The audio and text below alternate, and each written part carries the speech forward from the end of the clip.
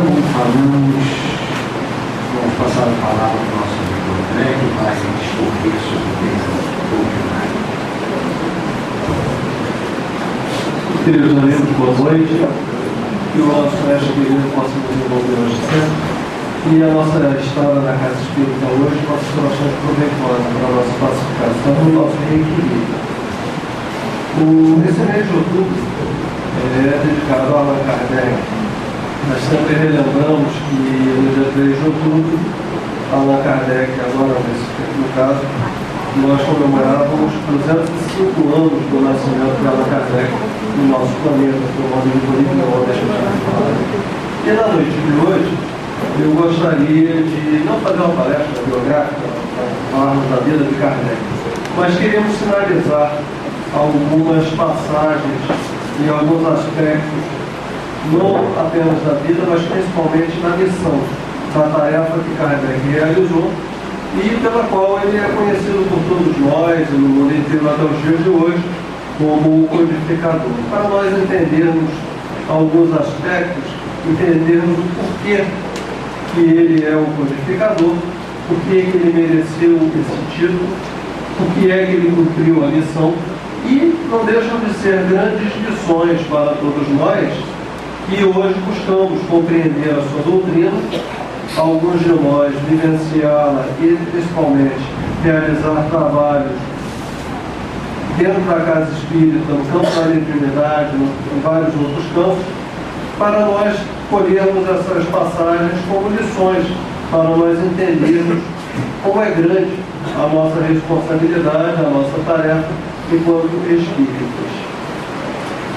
Só para relembrar, lá pelos idos dos anos 40, 50 do século XIX, começaram a se tornar mais frequentes e mais comuns as... Estou reclamando do som lá atrás que não estão ouvindo.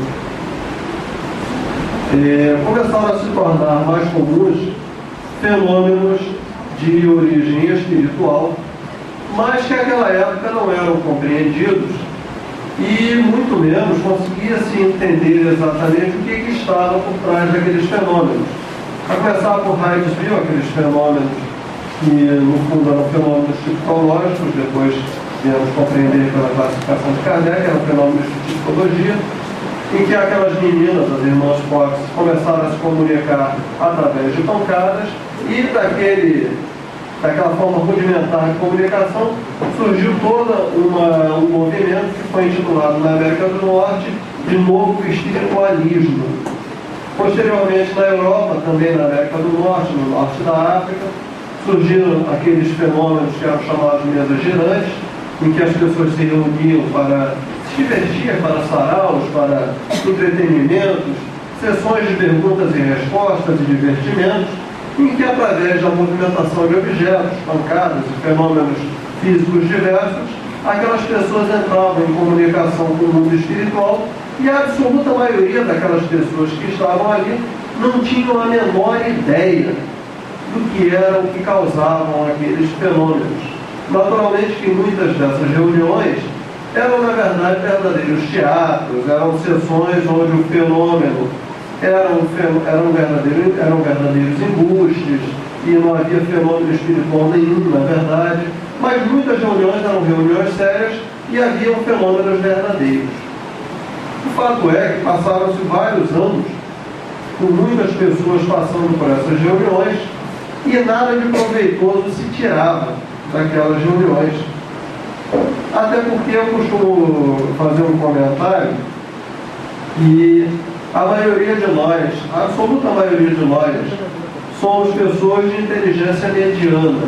E inteligência, quando eu falo inteligência, não é capacidade de fazer provas, tirar notas boas em provas, ou capacidade de memorização de livros, textos, figuras e poesias. Não é essa inteligência. É essa inteligência, capacidade de ver, presenciar fatos, analisar e tirar conclusões. Conclusões, obviamente, inteligentes. A absoluta maioria de nós temos essa inteligência mediana e que vemos um fato e quase sempre não percebemos o alcance maior Mas existem algumas pessoas, algumas personalidades, que são aqueles que nós chamamos de gênios, e que, frente a um fenômeno aparentemente comum, tiram conclusões magníficas e que modificam os rumos da humanidade. Então eu sempre comento o exemplo de Newton, Isaac Newton. Para que exemplo melhor? Desde que as árvores existem e produzem frutos, que frutos caem das árvores no chão. Desde o mais simples primata, qualquer ser vivente na Terra sabe que se o fruto for desconectado da árvore, ele cai.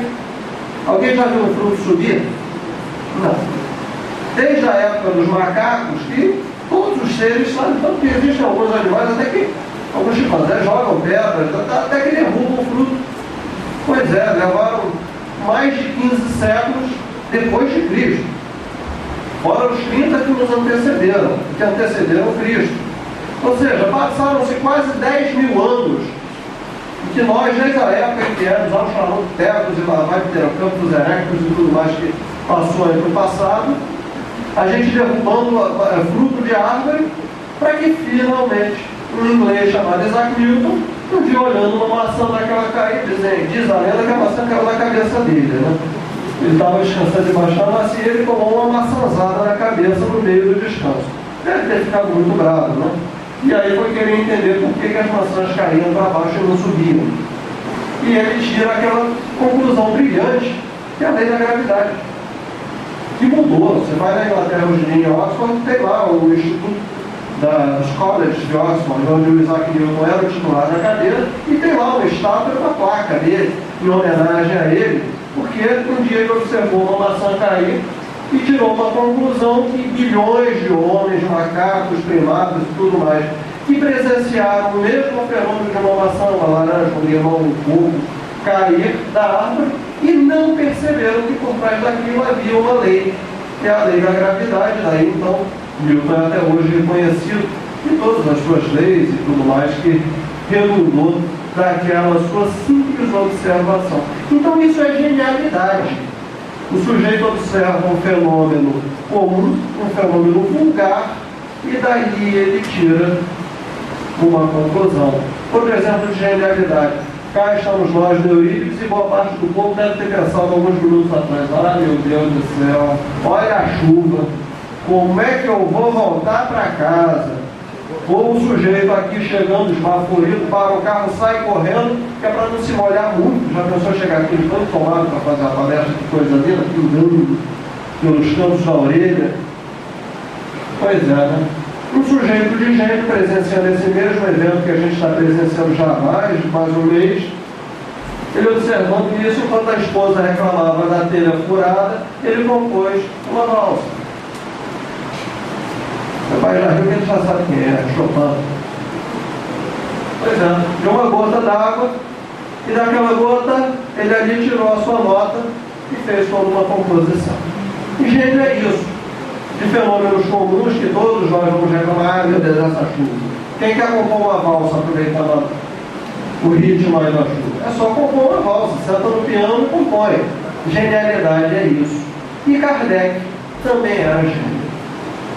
Kardec não era apenas inteligente, Kardec é genial.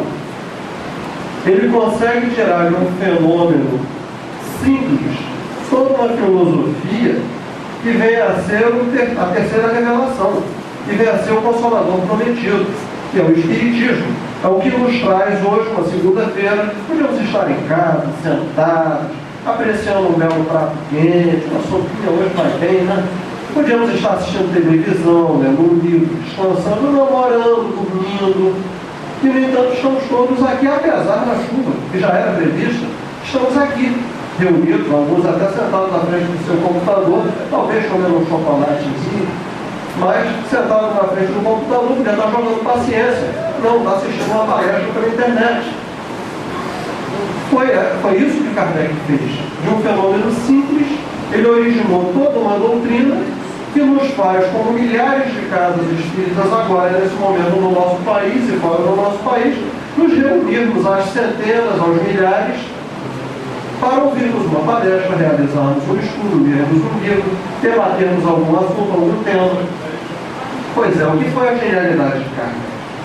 Os chamados fenômenos de mesas girantes eram observados na Europa inteira, na América do Norte, no norte da África, e durante anos, como eu falei lá no início, as pessoas viam naquilo apenas um fenômeno curioso, uma oportunidade de se divertir, de entretenimento. Adivinha o que eu tenho aqui no meu bolso esquerdo? O que é o que está guardado na gaveta direita superior da minha escrivaninha lá em casa, na sala? E aí a mesa respondia, é isso mesmo, meu Deus, e o cara tirava do bolso, caramba, é uma nota de 5 francos, e todos ficavam impressionados, porque a mesa respondia que o que ele tinha no bolso esquerdo da calça era uma nota de 5 francos. É verdade que houveram algumas pessoas que antecederam o professor Rivaio, que observaram esses fenômenos e, ao invés de ficar perguntando essas futilidades, começaram a fazer perguntas outras, bem mais inteligentes, bem mais originais, bem mais interessantes, e dali foram tirando uma série de respostas que foram anotadas em 51 cadernos, que posteriormente foram entregues ao professor Rivaio. Pois bem, lá para os idos de 1854, alguém convida o professor Rivaio, que não dá muita bola porque ele não acredita naquele fenômeno, e fala uma frasezinha marcante na nossa história. Até que você me prove que uma mesa tem nervos e tem cérebro, para que ela seja capaz de formular uma ideia e me responder, eu me dou o direito de não acreditar no que você está falando. Já começou diferente do resto da turma, né? Que o sujeito era gênio, ele não era só inteligente. Inteligente sou eu, é você, é cada um de nós aqui. Ele era gênio. Então ele já começa tomando por princípio que, enquanto você não me provar algumas coisas essenciais, básicas, eu não aceito a sua explicação. Passou-se um ano, 1855, novamente ele é convidado para participar de uma reunião na casa do Sr. Fortier, e é naquela reunião, então, aí sim, como quem partiu um convite de uma pessoa muito séria, que ele respeitava, ele aceita o convite, mas novamente interpõe o mesmo princípio, a mesma condição. Até que você me prove que a mesa tem cérebro e nervos, eu me dou o direito de não acreditar na explicação de que é a mesa que responde. Ele vai lá, assiste aquela sessão, acha tudo muito curioso, vê aqueles fenômenos que posteriormente nós vamos encontrar no livro dos médiuns a explicação de que são fenômenos físicos, de movimentação e levantamento de objetos, através dos quais eles se utilizavam de um princípio similar ao do telégrafo para se comunicar. Enfim, até aquele momento ele está observando aquilo tudo sem entender. É dada a ele a oportunidade de fazer uma pergunta. E adivinha qual foi a pergunta que ele fez, né? Ele se vira para a mesa, os dedinhos aqui são de aspas bem grandes, tá? Ele se vira para a mesa, já que é um objeto visível, e faz a sua pergunta. Mesa, você não tem cérebro, não tem nervos. Claro, as mesas eram de madeira naquela época. Mesa, você não tem cérebro e não tem nervos. Como é que você é capaz de me responder as perguntas que são formuladas? E aí vem a resposta que eu acho uma resposta lapidar. É uma resposta que muda a história. É uma resposta que é a origem de tudo que nós conhecemos hoje como espiritismo, que é bem diferente de espiritualismo. Pois bem, o que a mesa respondeu para Kardec? Ou melhor, o professor Rivaio, que nessa época ainda era professor Rivaio. Allan Kardec ainda não existia nesse momento. Allan Kardec é um pseudônimo que ele adota no momento de editar o Livro dos Espíritos. A mesa responde de forma brilhante. Anotem, se possível. Se não, depois procurem na biografia de Kardec, a biografia feita por Zeus Montuílio e Francisco Tisa. Mas não é a mesa quem te responde. E agora a parte mais importante da resposta.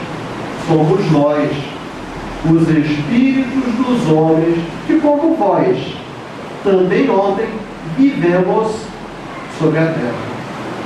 Perceberam a resposta, a genialidade da resposta? Nós. É um fenômeno se explicando. Toda a lógica da investigação científica foi invertida nesse caso. Quando a gente investiga alguma coisa em ciência, a gente observa o fenômeno, formula 2 ou 3 hipóteses, testa as hipóteses, e do teste a gente confirma ou desbanca a explicação. E dessa forma chegamos a conclusões. É assim que se faz ciência. O caso foi invertido. Ele lança uma pergunta para o fenômeno observado. E o fenômeno observado responde para ele. E ele agora passa por uma segunda etapa. Comprovar que a resposta é verdadeira através da repetição de maneiras diferentes do mesmo fenômeno. O fenômeno simplesmente responde para ele que não é a mesa. A mesa me é apenas um apêndice, me é apenas um instrumento, uma ferramenta de comunicação. Do jeito que é a mesa, podia ser uma cadeira, um banco, um lápis, uma prancheta, e mais tarde ele descobriria. Podia ser até a mão do médium. Eu não preciso da mesa. A mesa só tem o objetivo aqui de chamar a atenção. Por quê? Porque está contrariando de forma tão grotesca a lógica, de forma tão grotesca a lei da gravidade de Isaac Newton, que chama a atenção. A mesa está pulando, levantar, responder, você manda, vai para a direita, ela vai para a direita, vai para a esquerda, ela vai para a esquerda. Se a resposta for sim, dá uma pancada, se for não, dá 2, ela vai lá e dá 2 pancadas, você confirma a resposta. É não mesmo. Caramba, essa mesa é inteligente. Contrariou tudo. É um lance que hoje em dia a gente fala e muita gente duvida. Tem espírita que não acredita nessa parte da história de espiritismo, não. Acha que isso é balela, conversa fiada. Mas enfim, o fenômeno se explicou. E a genialidade do professor Rivaio é ao observar esse fenômeno, receber essa resposta, conseguir digerir. Hoje para a gente é muito fácil digerir essa resposta. Mas naquela época era a surpresa total, contrariava tudo que se imaginava. Vejam vocês que ele vai para aquela reunião sem ideias preconcebidas. Ele vai para aquela reunião sem formular teorias, sem formular hipóteses para explicar o fenômeno. Ele apenas vai com uma pergunta na cabeça. E recebida a resposta, ele digere aquela resposta e vai transformar aquilo numa pesquisa que vai durar 2 anos. Quando o grupo percebe a seriedade e a capacidade daquele homem, pega aqueles 51 cadernos que eu falei, o pessoal botou de respostas, e entrega para ele, ó, como? Nós só fomos capazes de vir até aqui, formular as perguntas e anotar as respostas. Digerir esse negócio a gente não consegue, não. Como você está um passo à frente, leva e resolve essa encrenca aí para a gente. Ele leva a encrenca para casa, estuda os 51 cadernos e dali ele começa primeiro a organizar as perguntas e respostas por assuntos, por temas. Dali vai organizando, vai confrontando as perguntas e respostas semelhantes para ver qual é a ideia geral que aquelas respostas trazem. Dali ele formula novas perguntas, tira conclusões. Os pontos obscuros ele organiza em um novo caderno de perguntas e ali durante 2 anos ele faz o processo de investigação utilizando a metodologia que ele criou. Qual era? Vamos até antecedendo um pouco. Se você pegar o Evangelho segundo o Espiritismo na sua introdução, você vai ver que Kardec fala de um negócio chamado universalidade do ensino dado pelos Espíritos. E isso é uma das coisas que nós espíritas precisamos aprender para a nossa prática. Ele começa comentando que uma das coisas, uma das percepções, ou uma das deduções, ou uma das conclusões que ele tirou logo no início dos seus estudos, o privou de perder muito tempo durante as suas investigações. Qual foi essa conclusão? A conclusão que grande parte das pessoas que brincam com o plano espiritual até hoje ainda não conseguiram tirar. É de que a população do mundo espiritual é formada por espíritos dos homens que ontem viveram sobre a Terra, assim como nós. Vejam que eu adaptei a frase que a mesa deu para Kardec naquela ocasião. Isso tudo é proposital, para nos chamar a atenção do quanto a gente tem incorrido nos mesmos erros, mesmo já tendo a resposta há mais de 150 anos. Ele percebeu que a população do mundo espiritual era formada pelos mesmos espíritos que habitam a Terra, nós. E o que acontece? Vamos tomar uma população bem restrita. Nós aqui nesse salão, ou dentro dessa casa espírita, cada um de nós tem grande conhecimento em determinada área. Cada um de nós é detentor de grandes conhecimentos específicos daquilo em que somos ou formados pelas escolas, ou formados pela vida, ou que temos grandes experiências em. Um aqui é engenheiro, tem grandes conhecimentos de engenharia, coisa que eu sou quase que absolutamente leigo. Outro aqui talvez seja o químico, tem grandes conhecimentos de química, coisa na qual eu sou uma negação. Quase zerei na prova do vestibular. Escapei por pouco. Outro aqui talvez seja um historiador, detentor de profundos conhecimentos de história. Razoável. Cada um de nós aqui, por exemplo, uma dona de casa conhece profundamente a arte da culinária, imagine os conhecimentos culinários. Outro aqui tem um senso de organização magnífico, organiza arquivos, organiza mesas, não queiram ver a minha mesa. Enfim, cada um de nós aqui tem grandes conhecimentos de alguma coisa. E todos os outros somos negações nesses conhecimentos. Mesmo que até agora eu só falei do que eu não conheço.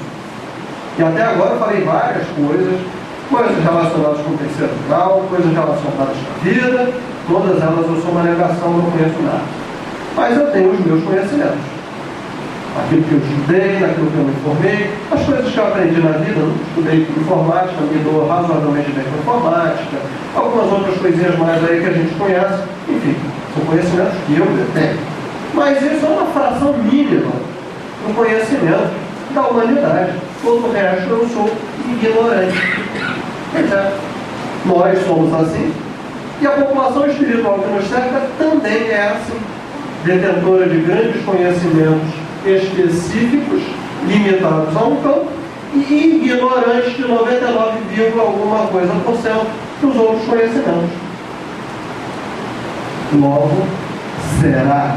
Aí a pergunta, será que tudo que os espíritos nos dizem está certo? Será que toda vez que o espírito se manifesta e nos dá uma informação, porque ela veio dos espíritos, André, ela é a mais absoluta e completa expressão da verdade? Pelos sorrisos e meneios de cabeça, percebi que parece um pouco que estuda, né? Parece que de vez em quando, né? Parece que o pessoal já estudou esse ponto. Porque o que eu vi a maioria do povo aí responder é que não. É lógico que não. E foi essa a conclusão que Kardec teve precocemente. A resposta de um espírito desencarnado tem o valor de uma opinião individual. Ela tem tanto valor quanto a resposta que qualquer um de nós aqui desce. Conclusão brilhante. Furtou dele perder muito tempo. No ao invés de 2, ele teria levado uns 10 para publicar o livro dos Espíritos.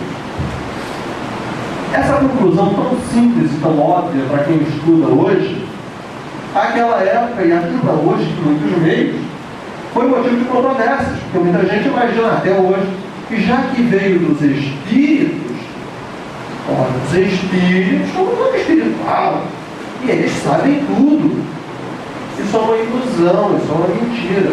E aqueles espíritos que tentam vender essa imagem, ou são mentirosos, ou são pseudo-sábios, charlatões do além. Estão mentindo. Com essa percepção, Kardec então passou a fazer a seguinte sistemática. Agora voltamos lá onde eu estava, onde eu comecei essa conversa. Qual foi a sistemática? A técnica que Kardec adotou? Ele formulava uma pergunta, e essa mesma pergunta ele mandava para 10, 15, 20 médiuns diferentes, em lugares diferentes da Europa, do norte da África, da América do Norte, médiuns que não se conheciam, não se correspondiam, não trocavam informações entre si. mandava as perguntas, recebia as respostas de volta, respostas essas obtidas por via mediúnica, em tese, e quando estava com as respostas, confrontava-as. Comparava a resposta que chegou dos Estados Unidos com a resposta que veio da Alemanha, a resposta que veio da França, a resposta que veio da Espanha, que veio da Rússia, e confrontava.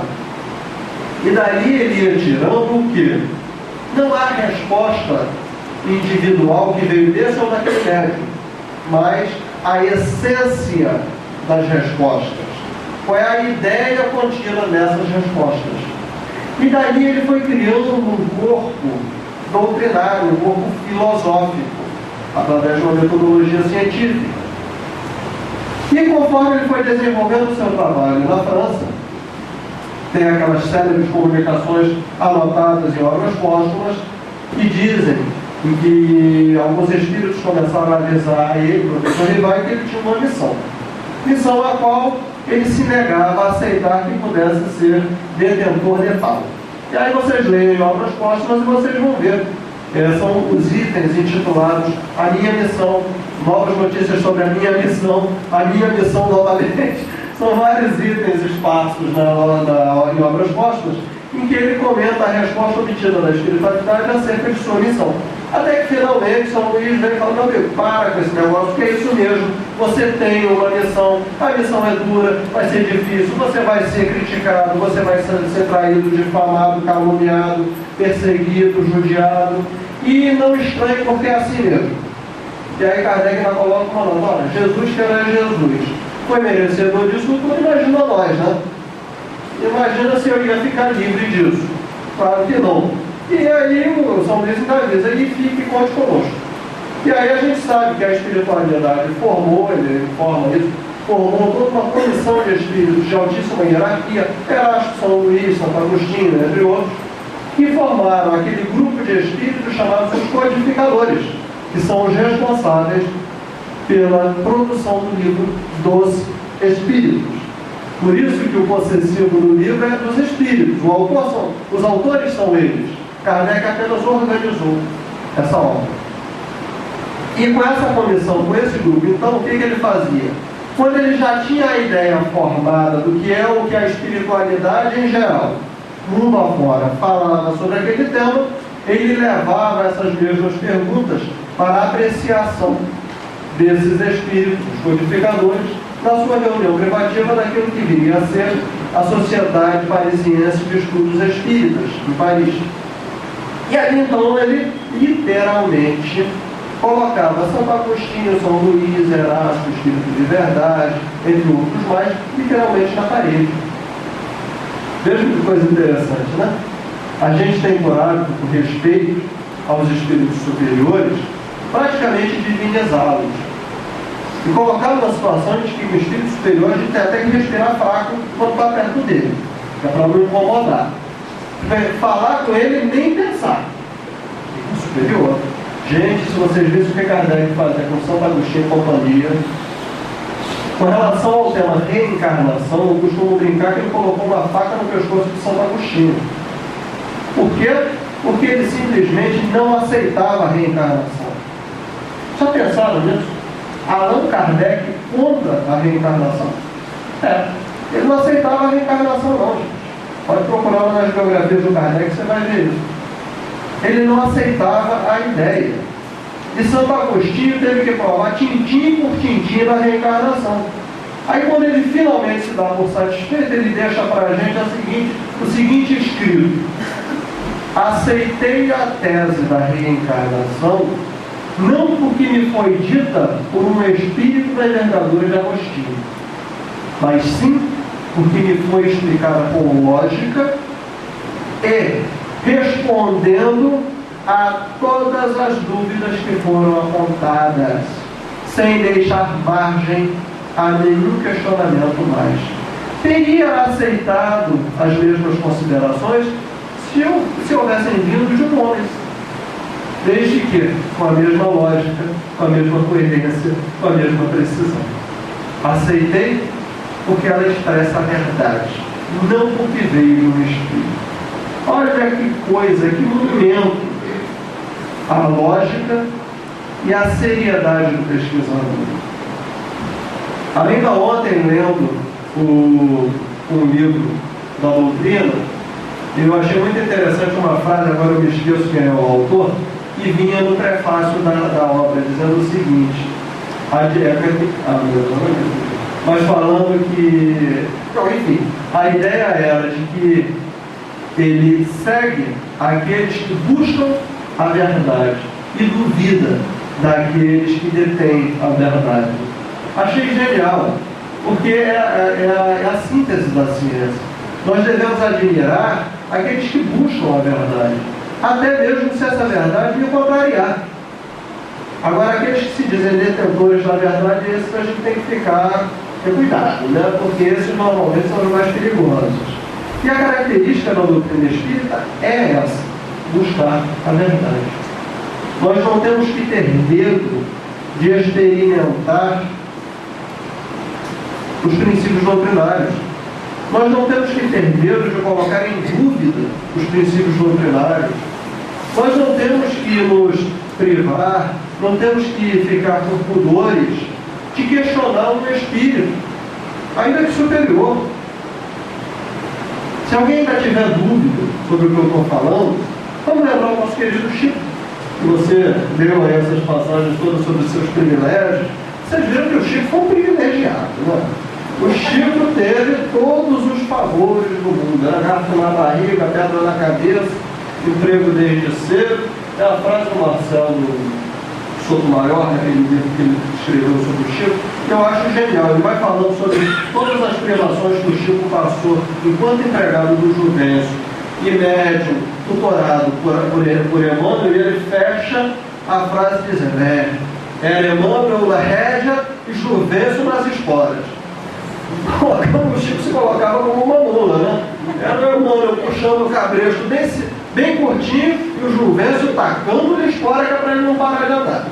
Pois bem, o nosso querido Chico, nessa fase, inclusive, das esporas, é alertado por Emmanuel com uma frase que eu acho que muita gente fala, repete e não percebe o alcance e a profundidade.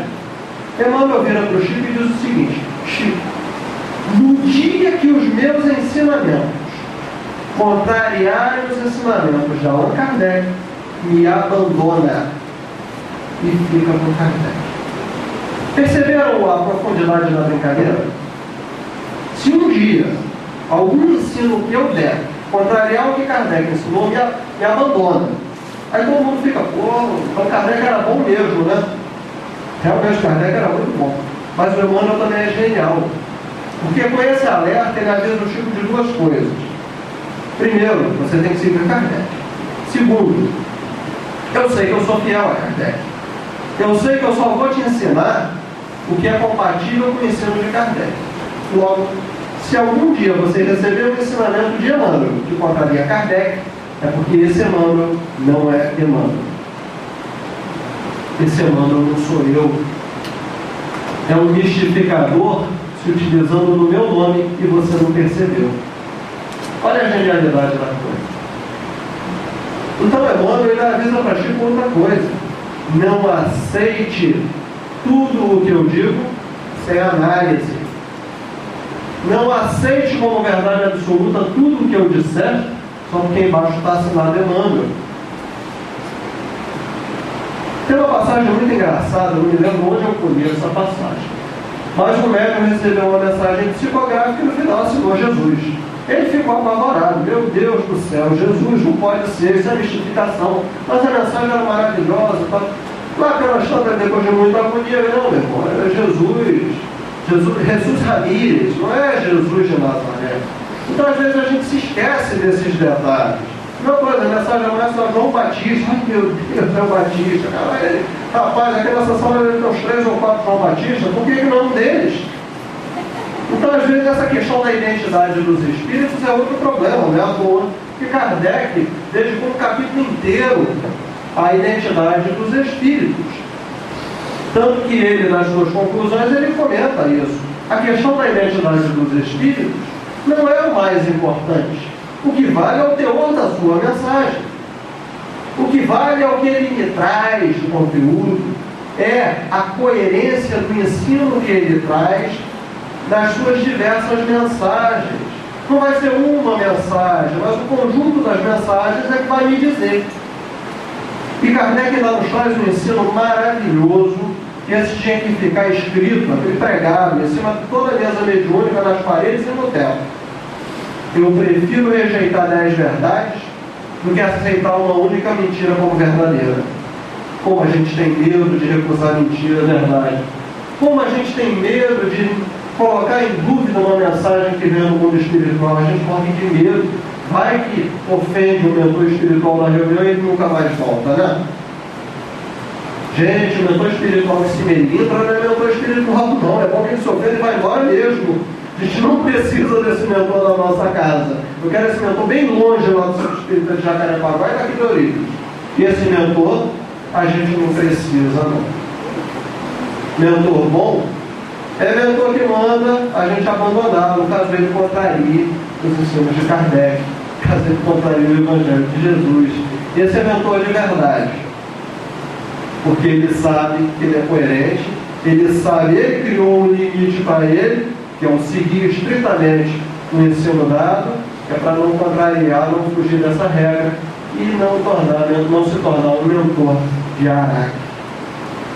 Então vejam os companheiros que esse método que Kardec se utilizava de questionar os espíritos era e é até hoje necessário, aplicável e de uma grande qualidade, ou melhor dizendo, de uma grande importância para a manutenção da qualidade dos nossos trabalhos mediúnicos. Porque se a gente começar a entrar numa de que tudo que a gente produz mediunicamente é bom, lindo e maravilhoso, porque fui eu que psicografei, psicofonei, psicocriptografei, psicomusiquei, o que mais você quiser, estamos com as porteiras escancaradas para a obsessão, para a fascinação. Lembram-se de Kardec ainda, livro dos médios? Qual é o maior obstáculo da mediunidade? O maior obstáculo, o maior escolho da mediunidade se chama obsessão. Isso mesmo, dona Elsa, obsessão. A obsessão é o maior obstáculo para a prática do espiritismo. Por quê? Porque enquanto é uma obsessão simples, o médium percebe e identifica. E sabe que aquilo é uma perturbação, a qual ele vai ter que suportar durante uma semana, um mês, um ano, um século, um milênio, assim, o dia passa. Só para a gente lembrar, o nosso querido Divaldo, com seu famoso Máscara de Ferro, durante 30 anos, o atormentando, até o dia que Kardec retornou. Divaldo recolhe aquela criança, o Máscara aparece e fala, e aí, vai ficar com essa criança ou não? Ela é muito feia. E daí eu fico com ela do mesmo jeito. Ela está toda suja, fedorenta, cheia de meleca. Vou ficar do mesmo jeito. E aí, você vai fazer o quê? Vai pôr a mala. Você vai mesmo a mala? Vai. Pô. Aí baixa. Tem que baixar a cabeça e falar, a partir desse momento, eu não posso mais te perseguir. Agora eu sou obrigado a acreditar na tua transformação, que você não é mais aquele que eu conheci. Essa daí é minha mãe reencarnada. E aí ele dá o braço a você. Então isso é uma obsessão simples. O Máscara vivia perturbando, atazanando a vida do Divaldo, a ponto de fazer 2 sujeitos na rua baterem no Divaldo por nada. Bater mesmo, esmurrar o Divaldo e sangrar. E pessoas que não tinham motivo nenhum para bater no Divaldo. E aí depois é o Máscara aparecendo lá, vindo, falando, te peguei, Mariana, te peguei. E ele, depois de 30 anos sofrendo esse processo de obsessão simples, finalmente, com um ato de amor, ele consegue vencer o ódio do Máscara. Pois bem, isso é uma obsessão simples. Essa não é o problema.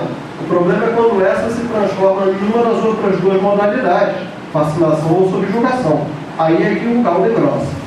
Por quê? Porque na subjugação é aquela situação esdrúxula em que a pessoa perdeu total controle sobre a sua situação e o espírito domina completamente, fazendo com que ela tome atitudes extravagantes, ela não tem mais noção do que ela fala, do que ela faz. Enfim, a pessoa começa a praticar atos bizarros e ela está completamente dominada pelo seu obsessor. Por isso que antigamente muita gente chamava de possesso, de possuído, ou os endemoniados do Evangelho, que a gente vê Jesus expulsando e curando as suas possessões. Essa é a famosa subjugação. Para nós, na casa espírita, o grande problema se constitui na fascinação.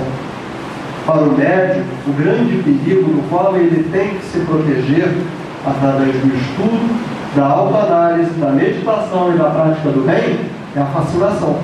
Porque o fascinado acredita que ele é o melhor médium do mundo, que tudo o que ele produz é lindo e maravilhoso, tudo que o seu espírito, exclusivo por sinal, só para ele é um médium tão elevado que aquele espírito só pode se comunicar através dele, porque ele é a única pessoa no mundo capaz de transmitir uma mensagem para aquele espírito.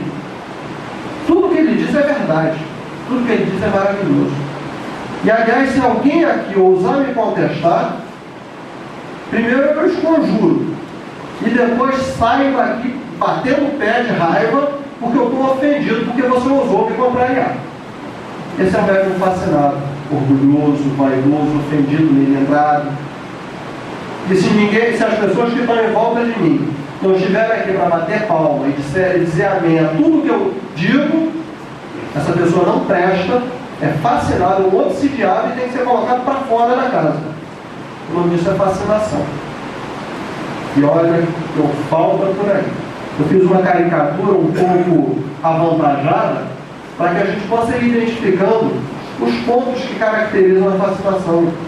O médium fascinado apresenta algumas, várias dessas características que a gente está pontuando. E o grande barato de estudar espiritismo, principalmente estudar Kardec, é porque a obra de Kardec é um verdadeiro tratamento profilático da obsessão. Para quem não conhece a palavra profilaxia, é prevenção. É um tratamento preventivo contra a obsessão. Por quê? Porque ele vai nos sinalizando o que são os pontos perigosos da jornada. Ele vai nos sinalizando cada um dos obstáculos, cada um dos abismos, cada uma das poças de óleo nas curvas que existem, nas quais a gente pode escorregar, nas quais a gente pode cair. Todos os pontos onde a gente pode se dar mal. Ele vai sinalizando, ele já nos avisa, olha, quando isso acontecer, fica ligado. No dia que o teu mentor espiritual começar a se comportar como dono da verdade, fica ligado, porque esse mentor está ficando esquecido. Toda vez que você começar a ficar ofendido com qualquer consideração que fizerem a respeito da sua produção mediúnica, fica ligado, começa a se observar, começa a buscar no teu íntimo por que é que você não gostou daquela observação, por que é que você não aceitou crítica, por que é que você não aceitou uma observação que contraria o seu ponto de vista. Isso pode ser sinal de vaidade, de orgulho, pode ser sinal de fascinação em começo. Aliás, foi o próprio Kardec quem nos avisou, ou melhor, a espiritualidade, através de Kardec, que nos comunicou que as duas grandes chagas da humanidade são o orgulho e o egoísmo. O Evangelho segundo o Espiritismo procura lá. Orgulho e egoísmo, as duas grandes chagas da humanidade. Quem de nós não detém alguma porção dessas duas, se não grandes quantidades, baldes e baldes? Todos nós. Tanto que, como a gente não consegue combater o nosso orgulho e o nosso egoísmo, a gente vai comendo pelas beiradas e vai atacando os filhotes do orgulho, os filhotes do egoísmo, e conforme a gente vai conseguindo vencer essas características oriundas do orgulho e do egoísmo, o nosso orgulho e o nosso egoísmo vão encolhendo. E quando nós observarmos, teremos vencido em sua maior parte. E aí vai ficar mais fácil concluir o trabalho. Mas isso é trabalho para milênios. Estamos aqui apenas começando essa tarefa. E que bom que estamos começando, né? Graças a Kardec, a gente pôde perceber e com o entendimento do que são as nossas dificuldades, fica mais fácil. É mais fácil tratar a doença que a gente conhece do que tratar a doença que a gente não conhece. Quando a gente só observa os sintomas e não sabe a doença que está por trás, a gente atira em tudo que a gente vê, que é para ver se acerta o que não viu. Quando a gente conhece, a gente dá um tiro só, certeiro, e derruba o que a gente sabe que existe e está vendo. Por isso que Kardec nos traz todo esse colosso que é o ensinamento. Então vejam os amigos que realmente a técnica de Kardec de questionar os espíritos é um ensinamento muito amplo para que todos nós percebamos que somos seres pensantes, que a doutrina espírita é doutrina de fé raciocinada. Temos que raciocinar mesmo. O objetivo do espiritismo é nos tornar seres raciocinantes. Somos pensantes já, então vamos raciocinar, vamos criticar. Como criticar se eu não conheço? Como criticar sem subsídio? Ele nos enche de subsídio com 5 obras basilares e outras tantas fora toda a literatura auxiliar. Então, com o conhecimento doutrinário, vamos nos tornando capazes de questionar, de criticar a informação que nos é dada.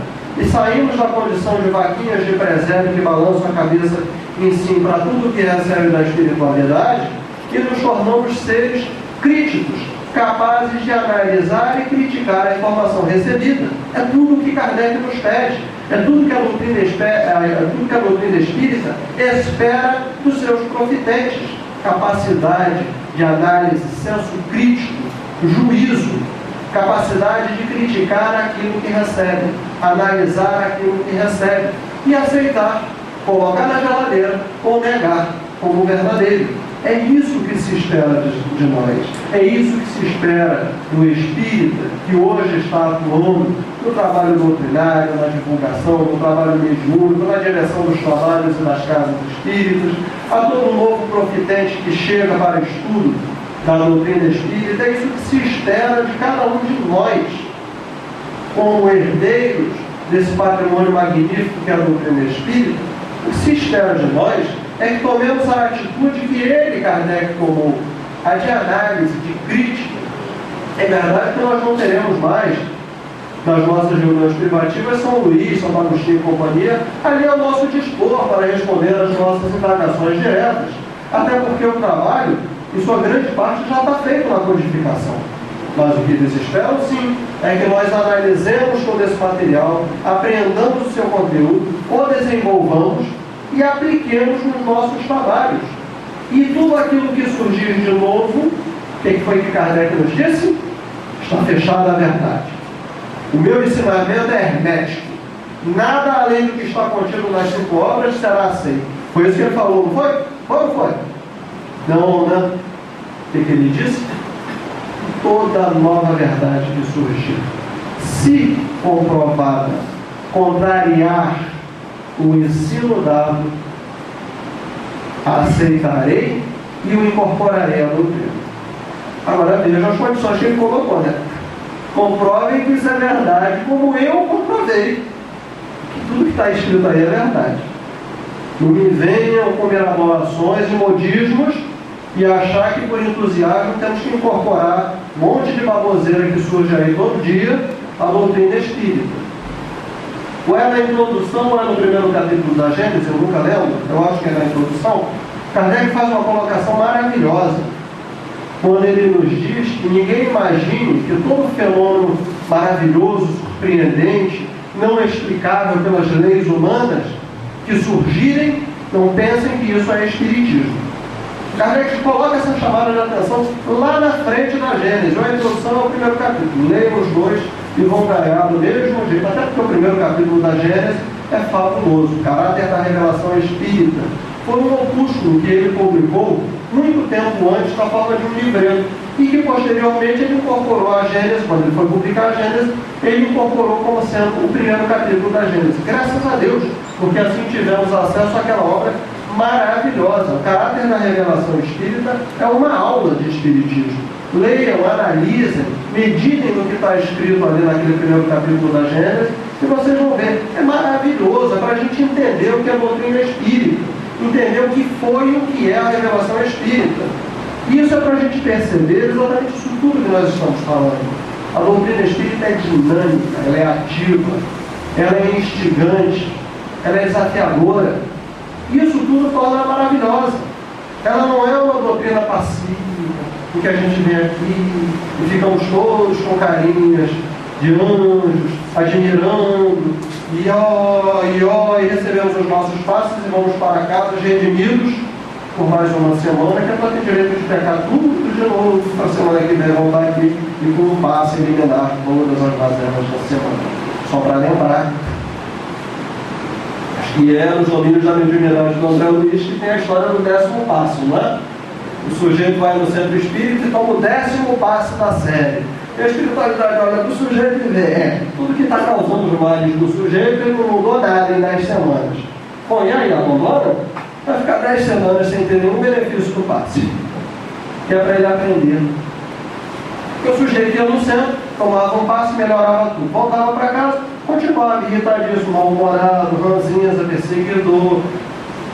E aí ameaçava tudo de volta, aquelas energias todas que tinham sido dissipadas. Olha, 10 semanas no centro espírita, ouvindo uma palestra, lendo livro, tomando passe, bebendo água fluida, e o sujeito não entendeu que ele tem que mudar, agora vai passar 10 semanas sofrendo as consequências do seu comportamento, que é para ver se aprende.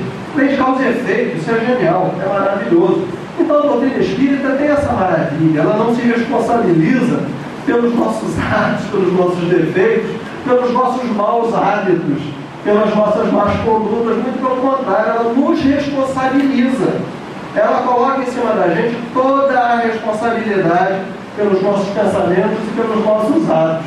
Nessas horas, ser espírita é terrível, né? A gente está ali doido para fazer besteira, e aí fica pensando, ah, meu Deus, eu sei, eu li em 5 livros, você lembra 12 referências bibliográficas sobre aquela besteira que você está doido para fazer, e pensa, não posso, aí você vai lá e faz.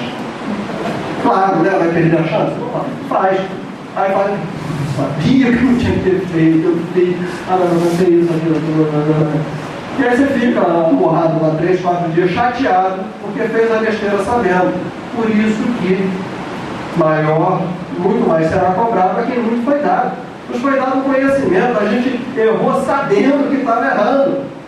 A gente tinha conhecimento, a carga é maior, a cobrança é maior. Mas beleza, porque também nos ensinaram na doutrina espírita, aquela velha história do levanta, a poeira dá a volta por cima e vai embora. É isso aí também. A doutrina espírita também nos ensina isso. Não há erro nem falta tão grave que não seja perdoável. Não há erro, não há falta imperdoável na lei divina. A lei é de amor, é de justiça e de caridade, regida por uma lei magnífica chamada misericórdia. Então é graças à misericórdia divina que, a despeito de todos os deslizes que realizamos no nosso passado espiritual, ainda assim, Ele, o Pai, nos permite estarmos hoje aqui reunidos sob a égide da terceira revelação, do Consolador prometido, permitindo a alguns de nós até trabalhar na sua seara, permitindo a alguns de nós até proferirmos palestras, dirigirmos casas espíritas, realizarmos trabalhos mediúnicos em seu nome. O nome disso é misericórdia divina. Cada um de nós que trabalha na casa espírita, e essa casa aqui é uma casa de trabalho, avisa aos novatos, viu? O negócio aqui é brabo. Aqui é trabalho mesmo. Desde que eu conheço essa casa há mais de 20 anos, viu? Sempre foi casa de trabalho. Então, cuidado, porque aqui, quando o Gilson Gilberto, quando pega, bota para trabalhar mesmo. Então, se não tiver fim de trabalho, morre enquanto é tempo.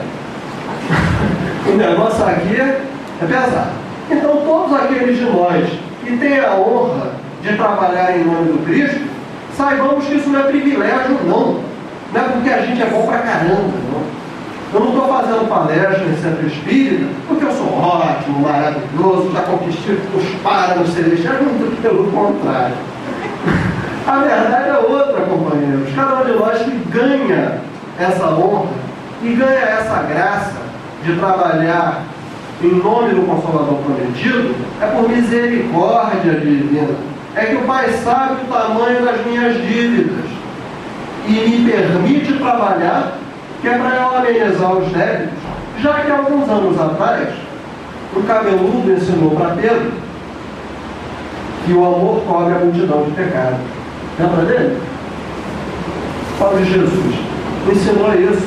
O amor cobre a multidão de pecados. Vai, não tornes a pecar, que é para coisa pior não te aconteça. Todos esses ensinamentos do Cristo são atualíssimos na doutrina espírita, porque elas vêm nos relembrar a lei de misericórdia, que é diretamente ligada à lei de justiça. Então, meus amigos, Quando nós adentramos essa casa, tomamos contato com a codificação kardeciana, com os princípios doutrinários, com todos os ensinamentos espíritas, é desse patrimônio que nós vamos começando a tomar posse. Patrimônio esse eu nunca me lembro, se foi o Gilson ou o Gilberto que um dia aqui falou, e eu nunca mais esqueci esse ensinamento. Esse patrimônio é para a imortalidade. Porque esse conhecimento, ele vai nos fazer diferença hoje, aqui e agora, enquanto encarnados, mas também vai fazer muito mais diferença ainda quando estivermos do outro lado, desencarnados. Esse patrimônio a gente leva para a imortalidade.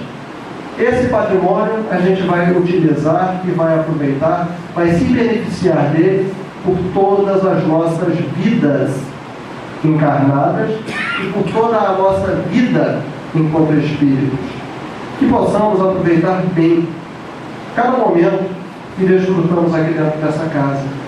Que possamos aproveitar muito bem cada página que leiamos aqui na nossa casa, na condução, nos nossos locais de férias e descansos, e possamos aproveitar todo esse patrimônio que está ao alcance das nossas mãos quando lemos um livro, ouvimos uma fita de áudio, assistimos a uma fita, agora DVD, um vídeo, quando assistimos a uma palestra, quando participamos de um estudo, porque esse é o tesouro que vai começar a nos abrir os caminhos para que possamos realizar a grande revolução que nos é necessária na transformação íntima do autoconhecimento, na transformação moral que necessitamos através do crescimento intelectual que essas obras nos permitem realizar. Que essa doutrina espírita possa ser o nosso consolador particular, que ela possa ser o nosso libertador, que ela possa ser a nossa porta de Damasco, para que realmente transformemos as nossas vidas em algo melhor e saiamos dessa encarnação em condições melhores do que como aqui aportamos. Muito obrigado.